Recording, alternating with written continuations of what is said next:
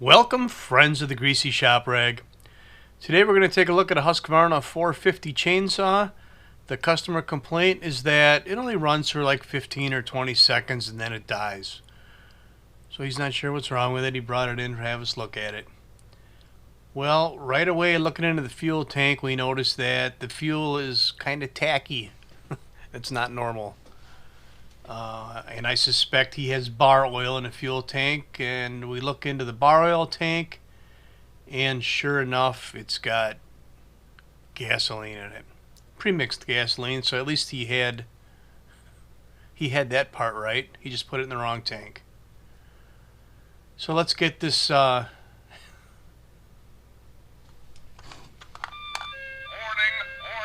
bullshit alert. I mean, it's not really rocket science, but whatever. So let's get this drained out of here and get this saw going for this guy. Now, if you stick around to the end, you'll find out that this simple repair turns out to be not so simple after all. So we shake all the fuel out of here, and it is important to get the fuel out. I know that you can start a fire by running fuel in the bar oil tank. She'll throw flames. We dump his concoction of gasoline and bar oil out, and then we'll get that tank flushed out. I like to replace the fuel filter when I do this job. It just seems like the right thing to do. Might get away with not doing it, but why?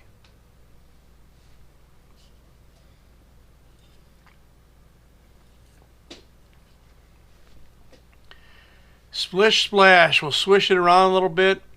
Get interrupted by somebody, and through the magic of video editing,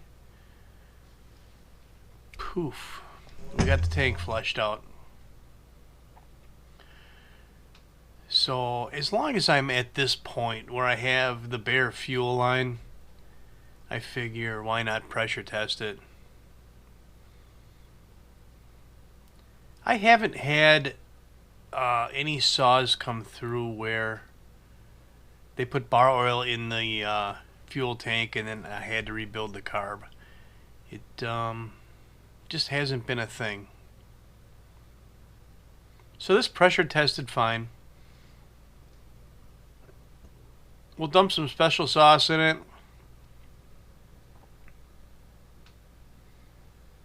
So it's ready to go when we're ready to test run it.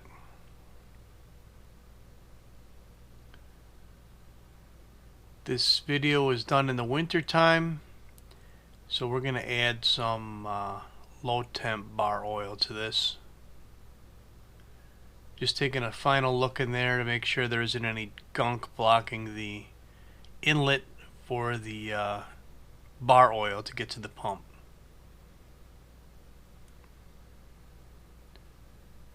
I'm going to take the shot. Score!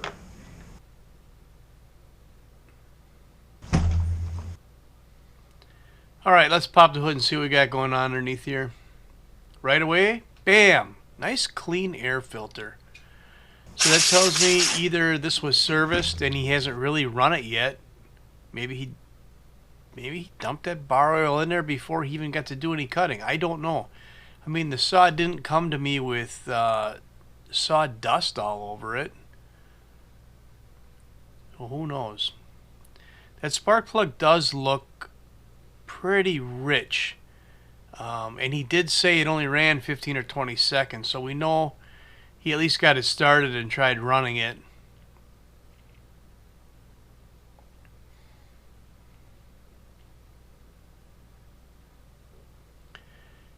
I find that if I just purge these things way more than normal and flush the carburetor, that usually they'll start right up and I don't have any issues.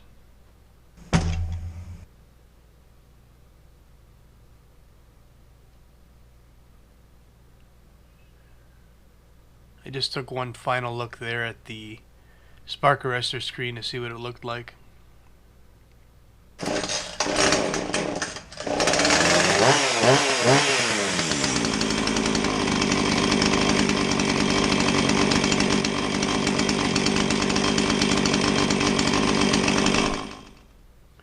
So it was a little bit smoky, no big deal. Started right up. It didn't sound bad sitting on the bench. When I took it outside to drop it in a log, one thing I noticed was that it wasn't oiling. And, you know, just for a little bit there, it seemed like it had maybe an air leak. It just wasn't right. It seemed a little lean. I mean, I don't know if I would have pressure tested this saw because of that. Just told the customer what I discovered. I don't know. So right away I noticed that it was not pumping oil. That feed tube right there is dry. And the bar and chain were dry. I don't know why. Just by putting gasoline in the oil tank, shouldn't have done that. So maybe there was some dirt blocking the feed hose in the pump or something to that effect. It doesn't look like our pinion worm gear there is bad. But we're going to take this tin plate off the side and take a look underneath and see what's going on.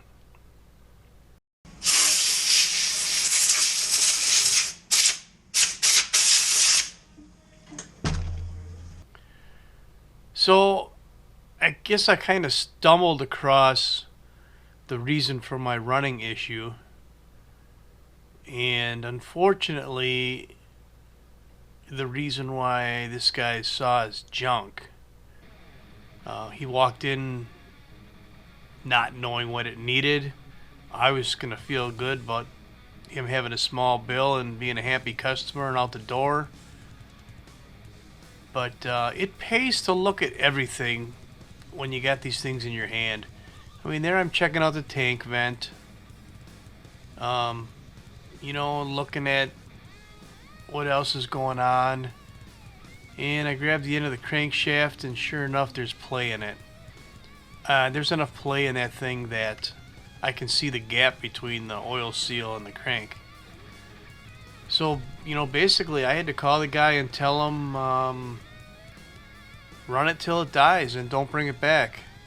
I mean, what else are you going to do? So, from a cheap repair to terminal in a few seconds. I know some of you are probably thinking, well, why don't you just put a new crank bearing in it? Well, a crank bearing and a seal on one side is going to be about 40 bucks. And then do you do the other side? You're kind of silly not to. So now you're at 80 bucks. Some gaskets, labor. What's the saw worth? Now, if it was a pro grade saw, yes, we would dig into it a little deeper and see what's going on. But for a homeowner saw, it's just not cost effective. And I presented this type of scenario to a lot of homeowners, and I can't ever remember anyone ever being stubborn enough to fix it. You know, if that repair cost gets to be half of the replacement cost, they usually buy a new saw with a warranty. If they're just too damn cheap, they're going to run this one till it dies and then just find some other used saw.